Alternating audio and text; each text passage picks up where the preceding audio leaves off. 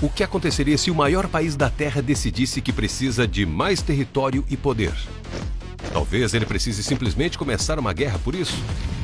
Qual país a Rússia invadiria primeiro? Qual seria o plano de ataque? E quais são as armas mais perigosas da Rússia?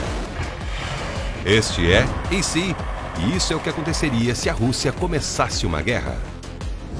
A Rússia ocupa 1/8 de todas as terras habitadas do planeta e está de olho em um de seus vizinhos europeus, a Ucrânia. A Ucrânia e a Rússia já tiveram conflitos no passado. Mais recentemente, a Rússia anexou a península ucraniana, a Crimeia, e apoiou uma rebelião separatista no leste da Ucrânia. Agora, a Rússia não quer que a Ucrânia se aproxime da OTAN. Ela quer a OTAN fora da Europa Oriental e ponto.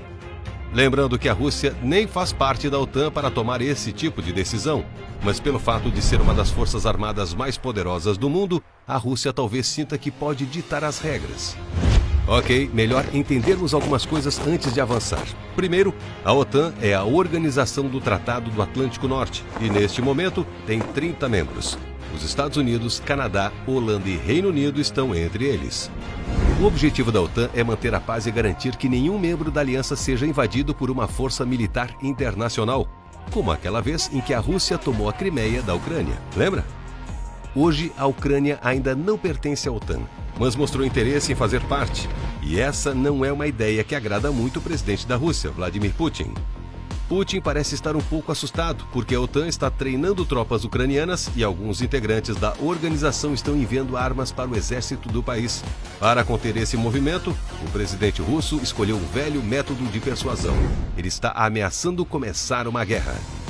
Com um orçamento de defesa de 42 bilhões de dólares, a Rússia coloca muito esforço e dinheiro em suas forças armadas. O exército da Rússia tem 3,5 milhões de recrutas. Isso sem falar nos tanques, são 13 mil. Nenhum outro país do mundo tem tantos. A Rússia também conta com 27 mil veículos blindados e é a primeira do mundo com suas 4.465 armas de artilharia. E a Rússia também tem muitas armas nucleares para nos preocupar. São 6.257. Elas podem ser lançadas de aviões, submarinos ou mísseis, mas se a Rússia decidir atacar, é provável que não comece em terra. O primeiro ataque provavelmente viria do ar. Isso poderia detonar estações de energia elétrica e pontes, destruir linhas ferroviárias e paralisar a economia de qualquer país atacado. Vale destacar que a frota naval da Rússia é quase incomparável. Seus submarinos movidos a energia nuclear poderiam ser uma ameaça forte o bastante para qualquer país pensar duas vezes antes de enfrentá-los, dependendo de quem fosse o país-alvo, é claro. Se a Rússia atacasse a Ucrânia, a OTAN provavelmente responderia com pesadas sanções econômicas. Mas a Rússia tem seus próprios aliados. É membro da Organização do Tratado de Segurança Coletiva, a CSTO, na sigla em inglês. Trata-se de um grupo de 6 ex-estados soviéticos em uma aliança semelhante à OTAN. Cuba, inclusive, está nesse grupo. Então, se as coisas ficarem realmente difíceis, em uma tentativa de ataque aos Estados Unidos, Cuba funcionaria como uma base-chave para as tropas russas. Deve ser assustador ter 100 mil soldados russos batendo na sua porta.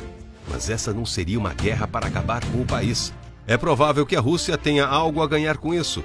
Podem ser recursos naturais ou influência política. Seja qual for o plano, ele não seria destruir tudo pelo caminho. Seria só causar alguns estragos para provar um ponto.